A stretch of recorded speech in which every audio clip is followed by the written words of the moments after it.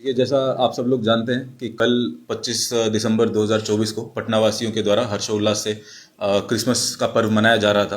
परंतु इसी चीज़ का फ़ायदा उठाते हुए कुछ असामाजिक तत्वों के द्वारा भी जो उनकी शरारतें हैं वो की जा रही थी। यही सूचना पटना ट्रैफिक पुलिस को मिली। इसी के तहत एक सघन वाहन चेकिंग अभियान मरीन ड्राइव, अटल पथ और बेली रोड पर चलाया गया, जिसके अंदर हमारा मुख्य टारगेट था कि जो वीआईपी लाइट्स, हूटर्स, डोम लाइट्स, काले शीशे लगा करके जो लोग ट्रैफिक नियमों का उल्लंघन कर रहे हैं उन लोगों को हमने टारगेट किया।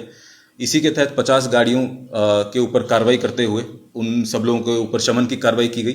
साथ ही साथ जो यातायात के नियमों का उनके द्वारा उल्लंघन किया जा रहा था, उनकी लाइट्स तथा उनके जो सरकारी नेम प्लेट का दुरुपयोग किया जा रहा था, उनको खुलवाया गया और शमन की कार्रवाई की गई। इसी में साथ ही साथ 6 ऐसे लोग भी मिले जो कि नशे की हालत में थे। 6 लोगों के ऊपर एफआईआर की गई है, जिसमें से 3 लोग जो थे उनके ऊपर ड्रंक एंड ड्राइविंग की एफआईआर की गई है। उन सब लोगों की एफआईआर जो है वो दीघा थाने में हुई है। वे लोग पटना, कुछ लोग उसमें से पटना के थे, कुछ लोग बाहर जिले से यहाँ पे क्रिसमस के समय पे आए हुए थे। Total integrated command control centre तथा एचएचडी मशीन्स के द्वारा 2400 वाहनों के ऊपर लगभग 28 लाख का शमन की कार्रवाई कल एक दिन में क्रिसमस के दिन पे की। देखिए, इसके अंदर फर्जी और ऑथेंटिक वाली चीज़ नहीं है। इसके अंदर ये है कि आप निजी वाहन के ऊपर इस तरीके का किसी भी प्रकार का नेम प्लेट नहीं लगा सकते हैं।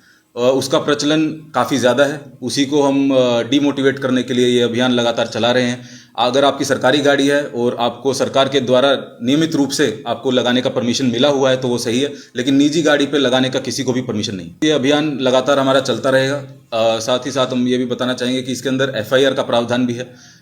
जो आईपीसी पुराना सेक्शन 419 होता था, उसके अंदर इम्पर्सोनेशन का प्रावधान है कि यदि आपकी गाड़ी के ऊपर पुलिस का या कोई भी इस तरीके का बिहार सरकार का, भारत सरकार का कुछ भी नेम प्लेट लगा हुआ है और आप सरकारी आदमी नहीं है और आप किसी दूसरे आदमी को उसमें गाड़ी में बिठा करके चला रहे हैं, तो भी वो उसके अंदर एक क्रिमिनल केस आपके ऊपर बनता है।